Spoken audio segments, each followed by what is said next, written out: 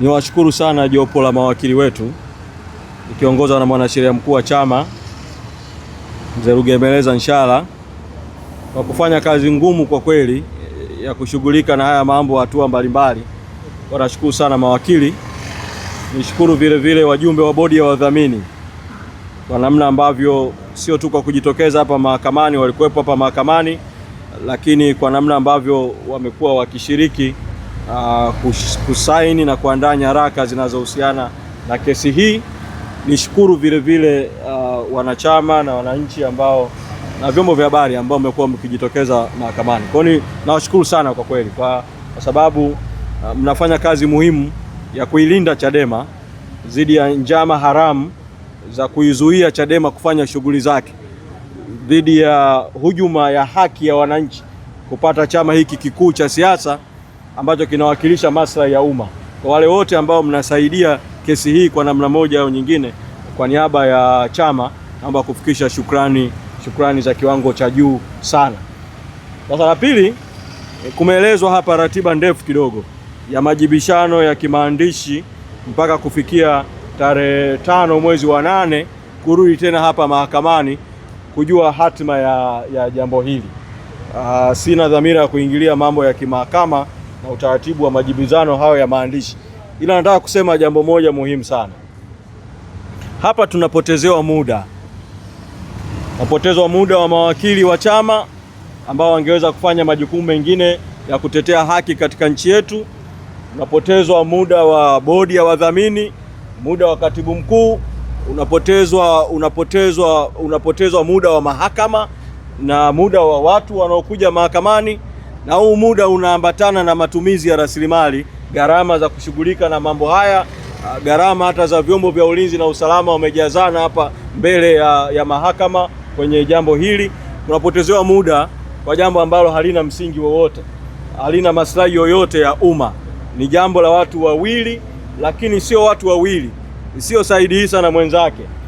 Ni jambo la watu walio nyuma yao wanaowatuma kuendelea kupoteza muda wa chama na muda wa mahakama na kukiweka Chadema kwenye hatari ya shughuli zake zote kuzuiwa na hatari ya haki za msingi kuminywa. Sasa mimi sauti yangu leo nataka nizungumze na wale wanaomtuma Said Issa Mohamed, wale waliomfanya akaingiza kesi mahakamani mara ya kwanza, chama kikazuiwa kwa siku 309, na waliomtuma kuirudisha tena kesi safari hii waiondoe hii kesi mahakamani, wamwelekeze Said Issa Mohamed na mwenzake waiondoe hii kesi mahakamani, kwa sababu kadiri hii kesi inavyoendelea kuwepo mahakamani, sisi mahakamani mawakili watashughulika na Said Issa na mwenzake mahakamani kwa njia za kimahakama, sisi tutaendelea kutumia njia za kisiasa. Tunasema hii kesi ina mkono wa ofisi ya msajili wa vyama vya siasa. Sisti Nyahoza alihusika katika ufunguaji wa kesi ya mwanzo. Tunasema Saleh Bohora ambaye toka tulipomtaja jina mara ya kwanza hajawahi mpaka leo kujitokeza hadharani kukanusha. Saleh Bohora, tunafahamu walioko vyama vingine waliohusika na kesi hii. Tunatoa mwito kwao, hii kesi ifutwe mahakamani.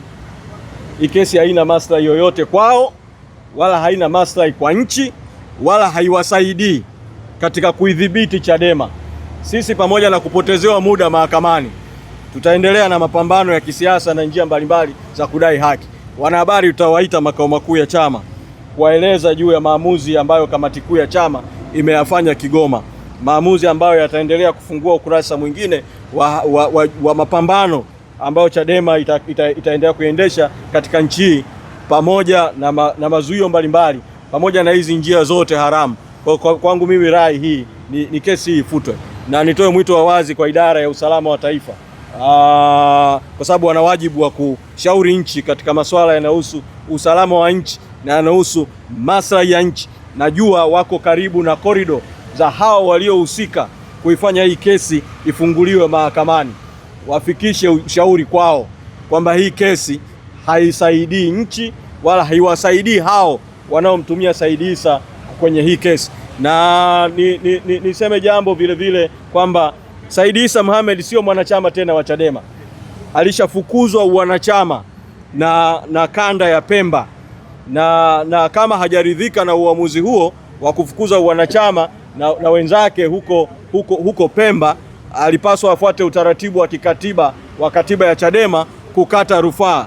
Lakini ukitaka kuona huu mnyororo wa hujuma, Said Issa Mohamed ambaye anapaswa kutetea haki yake ya wanachama kwa misingi ya katiba ya Chadema, Said Issa Mohamed amekwenda kwa msajili wa vyama vya siasa, ili msajili wa vyama vya siasa atafute namna ya kumpa uhalali aendelee kuitwa mwanachama wa Chadema ili aendelee na haya anayoendelea mahakamani. Msajili ameandika barua kwa katibu mkuu wa chama akitaka chama kitoe maelezo kuhusu hili jambo la Said Issa na kwamba msajili atachukua hatua.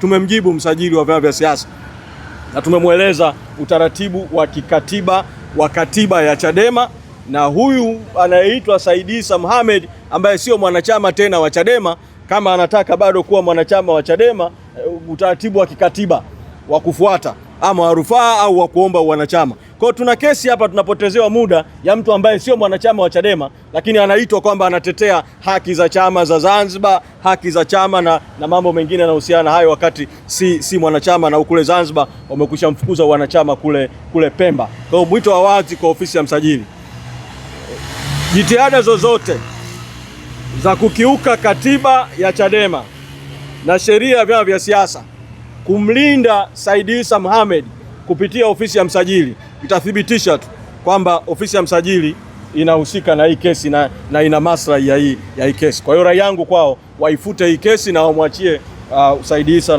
na mambo yake. Kama ana jambo bado na chama, atumie mchakato wa kikatiba wa ndani ya chama. Tunawashukuru sana wanahabari. Asante.